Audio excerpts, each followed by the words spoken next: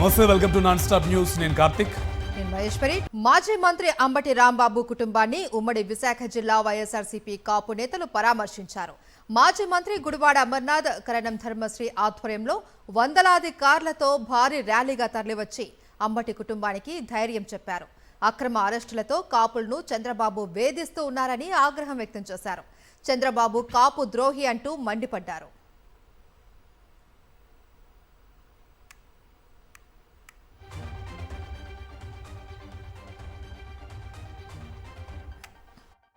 మీరు అమ్మల్ని, తల్లుల్ని, భార్యల్ని తిడతా ఉంటే నోరు మూసుకొని కూర్చోవాలా? తిరిగి ఆయన పెద్దరికానికి వారు పొరపాటు జరిగిందని చెప్తే వారి ఇంటి మీద దాడి చేస్తారా? ఇదంతా కూడా ఒక స్టేట్ స్పాన్సర్డ్ టెర్రరిజం గా చూస్తాం. కేంద్ర మంత్రి, స్థానిక శాసనసభ్యులు, వారి పార్టీకి సంబంధించినటువంటి నాయకులు అందరూ కూడా కిరాయి ఇచ్చి మనుషులు తీసుకుని వచ్చి ఇంట్ల మీద దాడి చేస్తే అది ప్రభుత్వం వెనక నుండి నడిపిస్తా ఉంటే మీ ప్రభుత్వం ఏమో స్పందించదు, దగ్గరుండి పోలీసులతో దాడి చేస్తుంది. మీరు గమనించుకోవాలి. అలాగే నేను పవన్ కళ్యాణ్ గారిని, చంద్రబాబు నాయుడు గారిని ఇద్దరిని నేను లా అండ్ ఆర్డర్ ని కాపాడమని నేను అడగడం జరిగింది. నేను అడిగితే మమ్మల్ని వాళ్ళు ప్రశ్నిస్తున్నారు. పవన్ కళ్యాణ్ గారు మీరు ఇప్పుడు గుర్తొచ్చారా, మీకు ఇప్పుడు గుర్తొచ్చారా అని మమ్మల్ని ప్రశ్నిస్తున్నారు. నేను వాళ్ళని సూటిగా అడుగుతున్నా, పవన్ కళ్యాణ్ గారిని తల్లిని తిట్టి మీరు ఓట్ల కోసం వచ్చేసరికి మీకు పవన్ కళ్యాణ్ గుర్తు రావచ్చునా? మాకు మటుకు లా అండ్ ఆర్డర్ ని కాపాడడానికి పవన్ కళ్యాణ్ గారు డిప్యూటీ సీఎం గా ఉన్నప్పుడు మేము అడగకూడదు ఆయన్ని? ఇదే న్యాయం అని నేను అడుగుతున్నా. నన్ను ప్రశ్నించే వాళ్ళందరినీ నేను అడుగుతున్నాను. ఆంధ్రప్రదేశ్లో ఆటవిక రాజ్యం నడుస్తోందని మండిపడ్డారు శాసన మండలి ప్రతిపక్ష నేత బొత్స సత్యనారాయణ. ఈ దాడులను చూస్తుంటే చంద్రబాబుకి చిప్పు పోయినట్టు కనిపిస్తోందన్నారు. లడ్డూ వ్యవహారాన్ని డైవర్ట్ చేసేందుకు పెట్రోల్ బాంబులు వేస్తారా అని మండిపడ్డారు. ఇబ్రహీంపట్నంలో మాజీ మంత్రి జోగి రమేష్ కుటుంబ సభ్యులు పరామర్శించారు ఎమ్మెల్సీ బొత్స, మాజీ మంత్రి కారుమూరి నాగేశ్వరరావు. జోగి రమేష్ ఇంటిపై దాడి చేసిన వారిపై చట్టపరంగా చర్యలు తీసుకుంటామని హెచ్చరించారు బొత్స సత్యనారాయణ.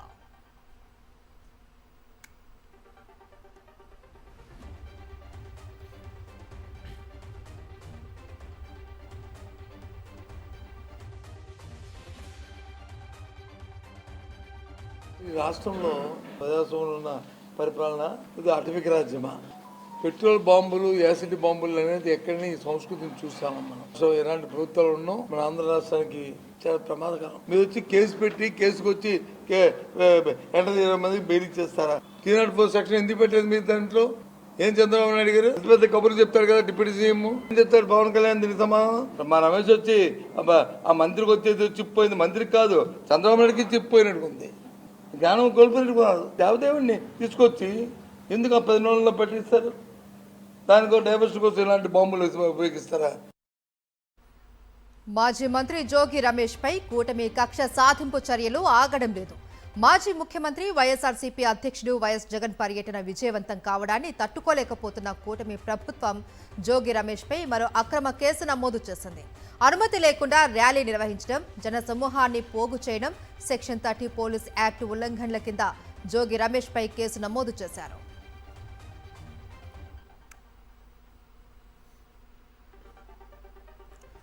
చెన్నైలోనూ వైఎస్ఆర్సీపీ అధినేత మాజీ ముఖ్యమంత్రి వైఎస్ జగన్మోహన్ రెడ్డి క్రేజ్ మామూలుగా లేదు. తన బంధువు కుమారుడి వివాహ వేడుకల్లో పాల్గొనేందుకు వైఎస్ జగన్ చెన్నై వెళ్లారు.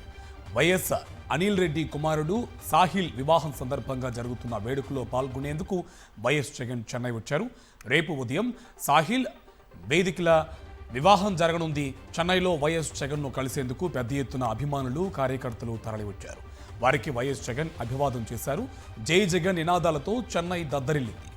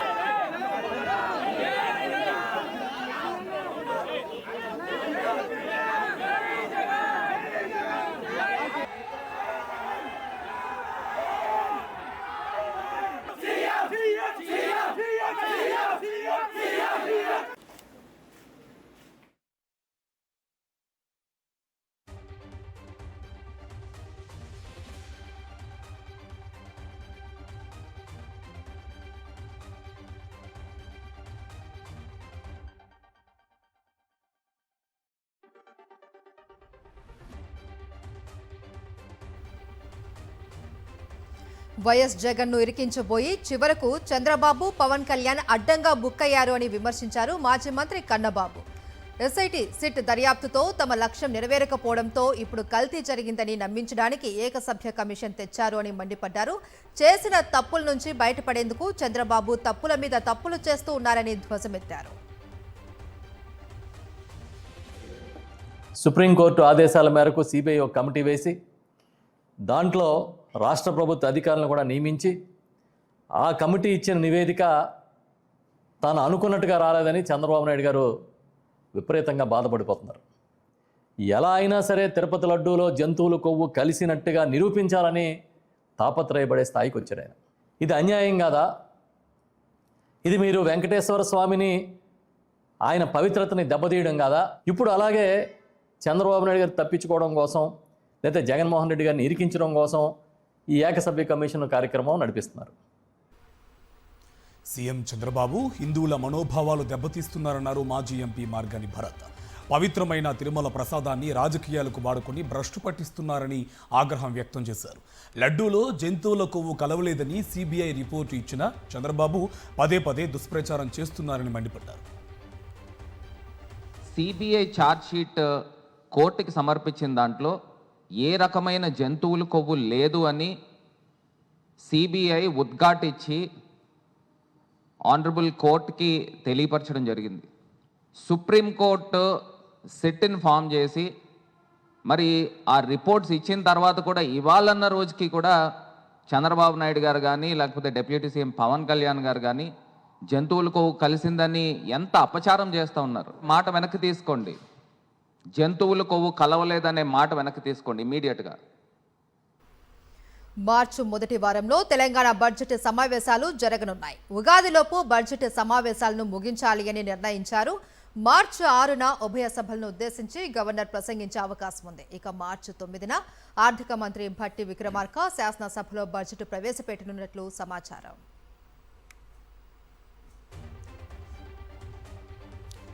రంగారెడ్డి జిల్లాకు గోదావరి నీళ్లు ఇవ్వాలన్న ఆలోచన కేసీఆర్ చేయలేదని విమర్శించారు సీఎం రేవంత్ రెడ్డి. వికారాబాద్కు గోదావరి జలాలు తీసుకురాలేకపోయారన్నారు. ప్రాణహిత చేవెళ్ల ప్రాజెక్టు కోసం 38,000 కోట్ల రూపాయలతో వైఎస్ఆర్ శ్రీకారం చుట్టారని, రంగారెడ్డికి గోదావరి నీళ్లు తీసుకురావాలని వైఎస్ఆర్ సంకల్పించారని గుర్తు చేశారు.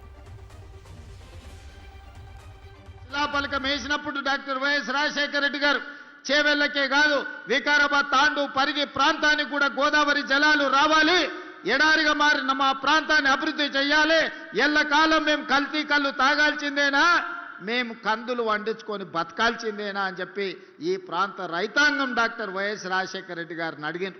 2009 ఎన్నికల సందర్భంగా కొడంగల్ ఎన్నికల ప్రచారంలో భాగంగా రాజశేఖర రెడ్డి గారు గోదావరి జలాలను కొడంగల్ వరకు తీసుకొస్తా అని ఆనాడు మాట ఇచ్చిండ్రు. సీఎం రేవంత్ రెడ్డికి కేంద్ర మంత్రి కిషన్ రెడ్డి సవాలు విసిరారు.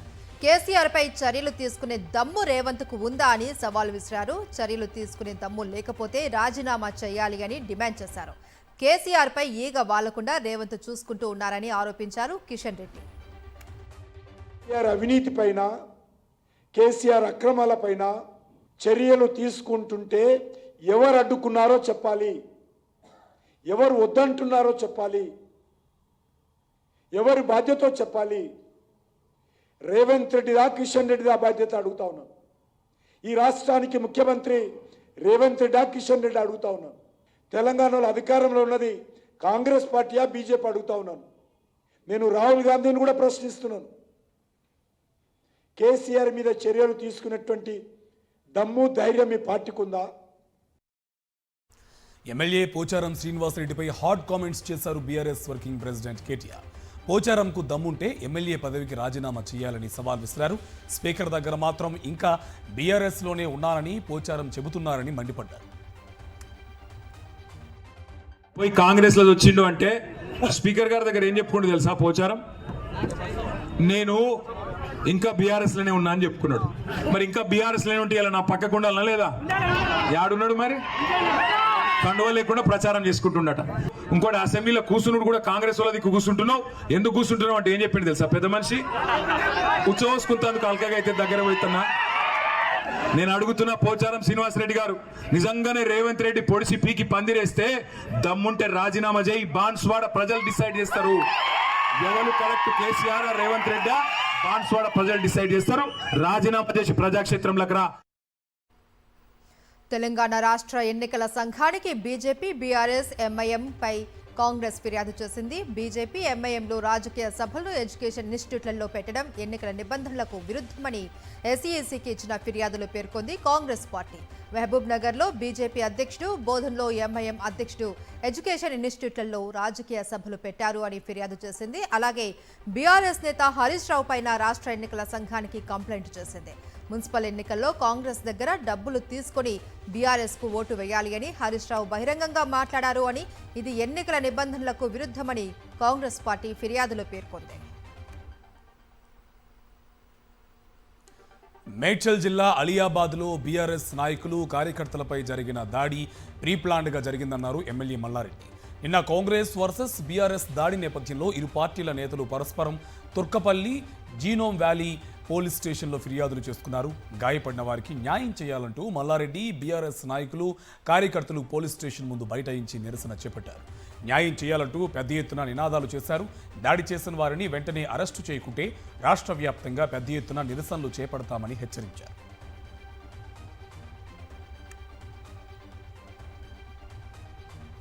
వైఎస్ఆర్సీపీ కార్యకర్తలంతా ప్రభుత్వ వ్యతిరేక విధానాలపై పోరాటం చేసే ఫైటర్స్ కావాలి అని పిలుపునిచ్చారు ఉమ్మడి చిత్తూరు జిల్లా వైఎస్ఆర్సీపీ అధ్యక్షుడు భూమన కరుణాకర్ రెడ్డి. కూటమి ప్రభుత్వ ఆకృత్యాలు, దమనకాండపై పోరాడే బాధ్యత కేవలం వైఎస్ఆర్ కాంగ్రెస్ పార్టీ మాత్రమే తీసుకుంది అన్నారు. వైఎస్ జగన్ కు వస్తున్న జన ప్రభంజనాన్ని చూసి చంద్రబాబు భయపడుతున్నారన్నారు. అందుకే జగన్ పై హిందూ వ్యతిరేకి అని ముద్ర వేసే ప్రయత్నం చేస్తున్నారని మండిపడ్డారు. చంద్రబాబు, పవన్ కళ్యాణ్ కలిసి వైఎస్ఆర్ కాంగ్రెస్ పార్టీలపై కుట్రలు చేస్తూ ఉన్నారని ఆగ్రహం వ్యక్తం చేశారు భూమన కరుణాకర్ రెడ్డి. కార్యకర్తలు అంటే కేవలం జిందాబాదులు చప్పట్లు కొట్టడానికే కాదు, మీరందరూ మంచి ప్రభుత్వ వ్యతిరేక విధానాల మీద పోరాడేటువంటి ఫైటర్స్ గా మారాలా అని మిమ్మల్ని కోరుతున్నాం. చంద్రబాబు నాయుడు గారు జగన్మోహన్ రెడ్డి గారిని చూసి భయపడి ఒక కొత్త పల్లవి ఎత్తుకున్నాడు. జగన్మోహన్ రెడ్డిని హిందూ వ్యతిరేకగా ముద్ర వేసేటువంటి ప్రయత్నం చేస్తున్నాడు. మనం కాదు హైందవ సంస్కృతి మీద కుట్ర చేస్తున్నది. చంద్రబాబు నాయుడు గారు, పవన్ కళ్యాణ్ గారులే మన మీద కుట్ర చేస్తున్నారు. గీతం విద్యా సంస్థల కబ్జాలో ఉన్న ప్రభుత్వ భూమిని రెగ్యులరైజ్ చేయడంపై ఎమ్మెల్సీ వరదు కళ్యాణి ఆగ్రహం వ్యక్తం చేస్తున్నారు. చట్టవిరుద్ధంగా కౌన్సిల్లో ఆమోదించిన వారిపై చర్యలు తీసుకోవాలంటూ మున్సిపల్ అడ్మినిస్ట్రేషన్ ప్రిన్సిపల్ సెక్రటరీకి వినతి పత్రం అందజేశారు. గీతంలో కబ్జాలో ఉన్న 5,000 కోట్ల విలువైన భూమిని రెగ్యులరైజ్ చేయాలన్న ప్రతిపాదనను వెనక్కి తీసుకోవాలని డిమాండ్ చేశారు. ఈ సుప్రీంకోర్టు తాలూకా ఆదేశాలను కూడా ఈ ప్రభుత్వ అధికారులు పాటించకుండా ఏకపక్షంగా గీతం సంస్థకి, భరత్ గారి ఆధ్వర్యంలో నడుస్తున్న గీతం సంస్థకి అధికారులు కట్టబెట్టడానికి ప్రయత్నిస్తూ ఉన్నారు. ఇది ఎంతవరకు సమంజసం? ఇదే గీతం సంస్థ తెలంగాణలో 118 కోట్ల విద్యుత్ బకాయిల్ని ఎగనామం పెట్టిన పరిస్థితి మనం చూసాము. ఇప్పుడు ఆంధ్రప్రదేశ్లో విశాఖపట్నంలో 5,000 కోట్ల రూపాయల విలువైన భూమిని ఈరోజు కబ్జా చేయడమే కాకుండా దాన్ని రెగ్యులరైజ్ చేస్తూ ఉన్నారు. నెల్లూరు సెంట్రల్ జైల్లో ఉన్న మాజీ ఎమ్మెల్యే పిన్నెల్లి రామకృష్ణారెడ్డి సోదరులను కలిశారు చెవిరెడ్డి భాస్కర్ రెడ్డి. రాష్ట్రంలో నియంతృత్వ పాలన కొనసాగుతుంది అన్నారు. చంద్రబాబు నియంతల రాష్ట్రాన్ని అప్రజాస్వామికంగా పాలిస్తూ ఉన్నారని మండిపడ్డారు. ఇప్పుడు ఎన్నికలు జరిగితే వైఎస్ జగన్ గెలవడం ఖాయమన్నారు. ఈ రాష్ట్రంలో అయితే ఈరోజు ఎన్నికలు జరిగితే వైఎస్ఆర్ కాంగ్రెస్ పార్టీని ప్రజలు ఆదరించడానికి, ఆశీర్వదించడానికి, మళ్ళా ప్రజానాయకుడైన జగనన్నను ముఖ్యమంత్రి తాను కూర్చోబెట్టడానికి సిద్ధంగా ఉన్నారు. ఇచ్చిన ఏ హామీలను కూడా అమలు చేయకుండా ప్రజల్లో నుంచి ప్రశ్నించే పరిస్థితి వస్తుందని, ప్రజలు ప్రశ్నించకూడదని ఈ దాడులకు, అక్రమ కేసులకు, అరెస్టులకు ఈ ప్రభుత్వం సిద్ధమవుతోంది, తెగబడుతోంది. ప్రజలు అన్నీ కూడా గమనిస్తున్నారు. పోలీసులను అడ్డు పెట్టుకుని పరిపాలన చేయాలనుకుంటున్నారు. రాష్ట్రంలో పాలన రాజ్యాంగబద్ధంగా లేదని విమర్శించారు లిబరేషన్ కాంగ్రెస్ పార్టీ అధ్యక్షులు మాజీ ఐఏఎస్ విజయ్ కుమార్. ఏపీలో ప్రజా వ్యతిరేక పాలన సాగుతుందని మండిపడ్డారు. పెట్రోల్ బాంబులతో దాడి చేసే అధికారం ఎవరిచ్చారన్నారు. విజయవాడలో పౌర సంస్థల ఆధ్వర్యంలో రాష్ట్ర రాజకీయాలు, చట్టబద్ధ పాలనపై చర్చా వేదిక జరిగింది.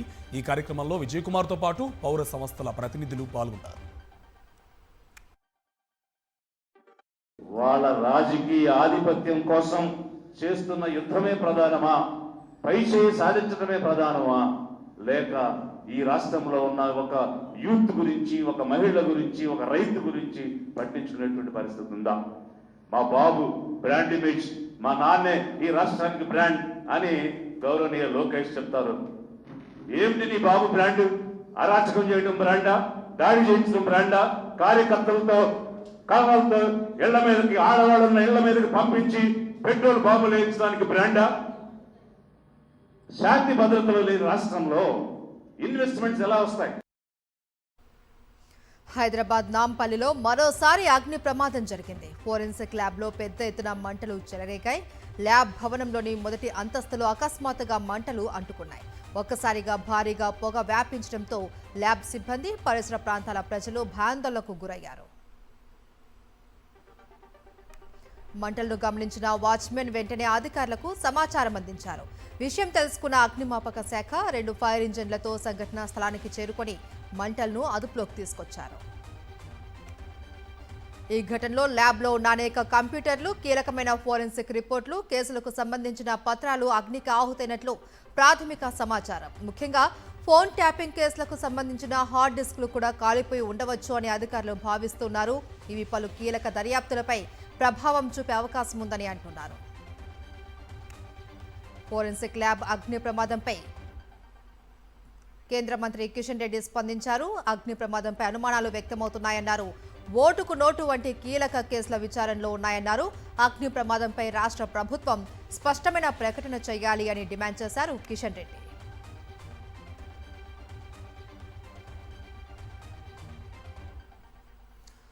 నాంపల్లి ఫోరెన్సిక్ ల్యాబ్లో అగ్ని ప్రమాదంపై అనుమానాలు ఉన్నాయని కేటీఆర్ ట్వీట్ చేశారు. ఓటుకు నోటు కేసులోని వాయిస్ రికార్డులను మాయం చేయడానికి ప్రయత్నాలేమోనని సందేహం కలుగుతోందని పేర్కొన్నారు. ఫోన్ ట్యాపింగ్ వంటి కల్పిత రాజకీయ కేసుల్లో సాక్ష్యాల కొరత అని చెప్పడానికి యత్నిస్తున్నారని కేటీఆర్ ట్వీట్ చేశారు. పోలవరం జిల్లా మారేడుమిల్లి మండలం దేవరపల్లి గిరిజన పాఠశాలలో ఫుడ్ పాయిజన్ జరిగింది. దాదాపు 50 మంది విద్యార్థులు అస్వస్థతకు గురయ్యారు. విద్యార్థులను రంపచోడవరం ప్రభుత్వ ఆసుపత్రికి తరలించారు. పాఠశాల సిబ్బంది తీరుపై విద్యార్థుల తల్లిదండ్రులు ఆగ్రహం వ్యక్తం చేస్తున్నారు.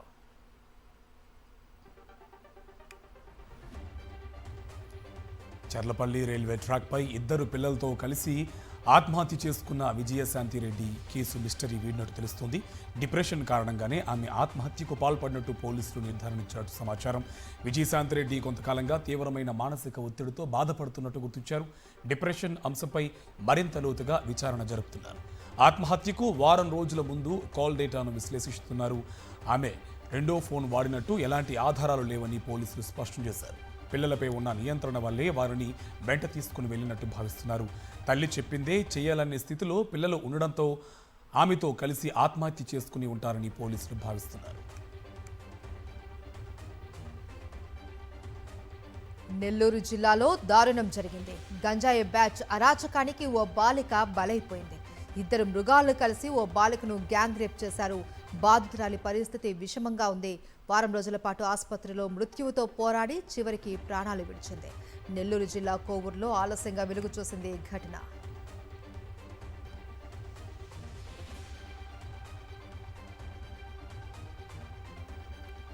గంజాయికి బానిసలైన 2 యువకులు దుకాణం నుండి తిరిగి వస్తున్న బాలికను సమీపంలోని చెట్ల పొదల్లోకి బలవంతంగా లాక్కెళ్లి వైట్నర్ కలిపిన నీటిని బలవంతంగా తాగించారు. బాలిక స్పృహ కోల్పోగానే వారు విచక్షణ మరిచి సామూహిక అత్యాచారానికి ఒడిగట్టారు.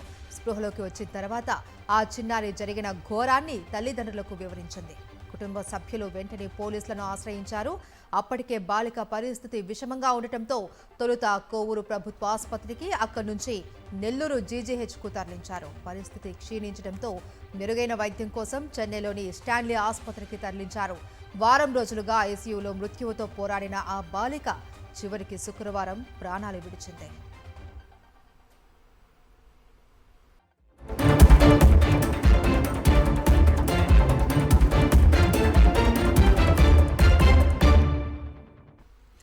జాతీయ వార్తలు చూద్దాం. హర్యానాలోని సోరాజ్కుండ్ మేళాలో జెయింట్ వీల్ విరిగిపడింది. ఈ ప్రమాదంలో ఒకరు మృతి చెందగా 13 మందికి గాయాలయ్యాయి. గాయపడ్డ వారిని స్థానికంగా ఉన్న ప్రభుత్వ ఆసుపత్రికి తరలించారు. ఈ కేసును నమోదు చేసుకుని దర్యాప్తు చేస్తున్నారు పోలీసులు. ప్రమాదానికి గల కారణాలపై ఆరా తీస్తున్నారు.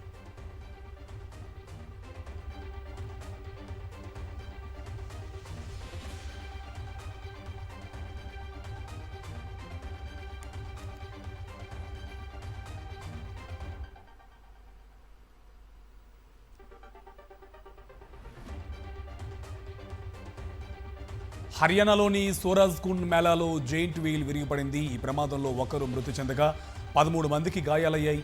గాయపడ్డ వారిని స్థానికంగా ఉన్న ప్రభుత్వ ఆసుపత్రికి తరలించారు. దీనిపై కేసు నమోదు చేసుకుని దర్యాప్తు చేస్తున్నారు పోలీసులు. ప్రమాదానికి గల కారణాలపై ఆరా తీస్తున్నారు.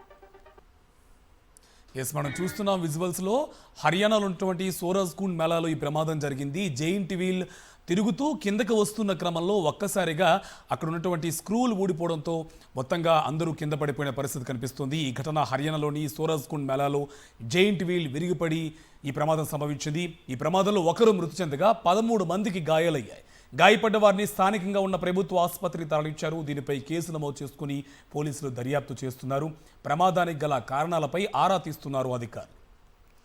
భారత్ అమెరికా ట్రేడ్ డీల్లో భారత రైతుల ప్రయోజనాలు పూర్తి స్థాయిలో పరిరక్షించాము అని పునరుద్ఘాటించారు కేంద్ర వాణిజ్య మంత్రి పీయూష్ గోయల్. భారత వ్యవసాయ ఉత్పత్తులకు యుఎస్ మార్కెట్లో జీరో డ్యూటీ యాక్సెస్ లభిస్తుందని తెలిపారు. పలు రకాల పళ్ళు, కూరగాయలు, ప్రాసెస్డ్ ఫుడ్స్ కు 0 టారిఫ్లు అమల్లోకి వచ్చాయని తెలిపారు.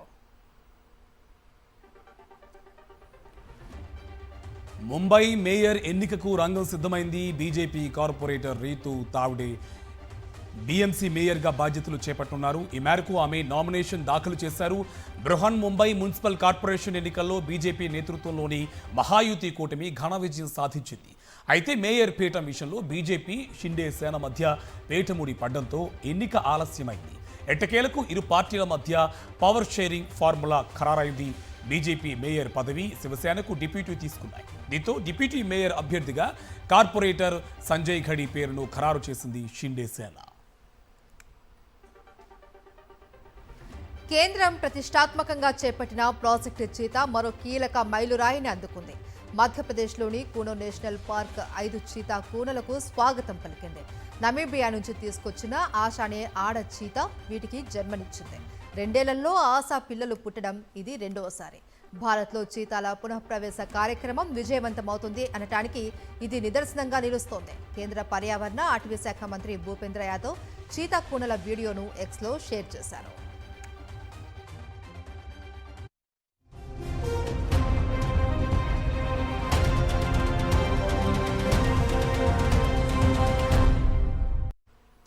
అంతర్జాతీయ వార్తలు చూద్దాం. ఇరు దేశాల ద్వైపాక్షిక సంబంధాల బలోపేతమే లక్ష్యంగా మలేషియాలో పర్యటిస్తున్నారు ప్రధాని మోదీ.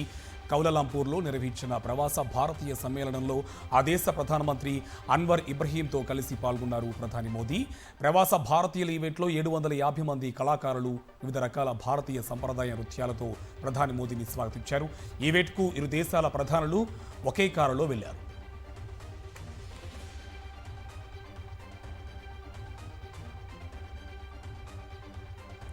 దాయాది పాకిస్తాన్కు షాక్ ఇచ్చింది అగ్రరాజ్యం అమెరికా. పాక్ ఆక్రమిత కాశ్మీర్ భారత్లో అంతర్భాగమని అంగీకరించింది. ఈ మేరకు పీఓకేతో కలిసి ఉన్న భారత్ మ్యాప్ను ఎక్స్లో పోస్ట్ చేసింది. ఇరు దేశాల మధ్య చారిత్రక ట్రేడ్ డీల్ డ్రాఫ్ట్ ఫ్రేమ్వర్క్ విడుదలైన గంటల వ్యవధిలోనే భారత్ మ్యాప్ను పోస్ట్ చేసింది అగ్రదేశం. యుఎస్ అధికారిక ఎక్స్ హ్యాండిల్ నుంచి ఈ పోస్ట్ వచ్చింది.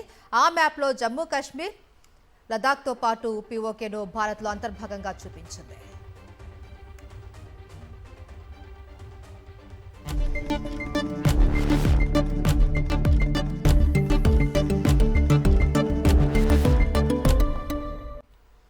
బిజినెస్ అప్డేట్స్ చూద్దాం. బంగారం, వెండి ధరలు మరోసారి పెరిగాయి. క్రితం రోజుతో పోలిస్తే కిలో వెండి ధర ఇవాళ 20,000 రూపాయల మేర ఎగబాకింది. దీంతో కిలో వెండి ధర 2,58,000 రూపాయలకు చేరింది. అలాగే 24 క్యారెట్ల 10 గ్రాముల బంగారం ధర 3,150 రూపాయల మేర పెరిగింది. 1,58,480 రూపాయలకు చేరింది. 22 క్యారెట్ల 10 గ్రాముల బంగారం ధర 1,46,750 రూపాయలుగా ఉంది.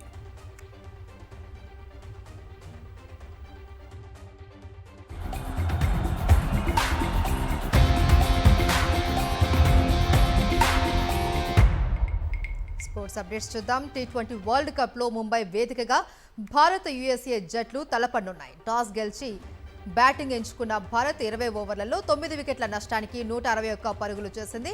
అమెరికాకు 162 పరుగుల లక్ష్యాన్ని నిర్దేశించింది. టీమిండియా సారథి సూర్యకుమార్ కెప్టెన్ ఇన్నింగ్స్ ఆడాడు.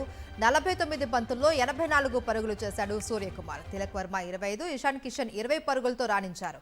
ఇక అమెరికా జట్టులో షాడ్లీ వాన్ కు 4, హర్మిత్ సింగ్ కు 2 వికెట్లు చొప్పున తీశారు. అండర్-19 క్రికెట్ వరల్డ్ కప్ సాధించిన భారత యువ జట్టుకు బీసీసీఐ భారీ నజరానా ప్రకటించింది.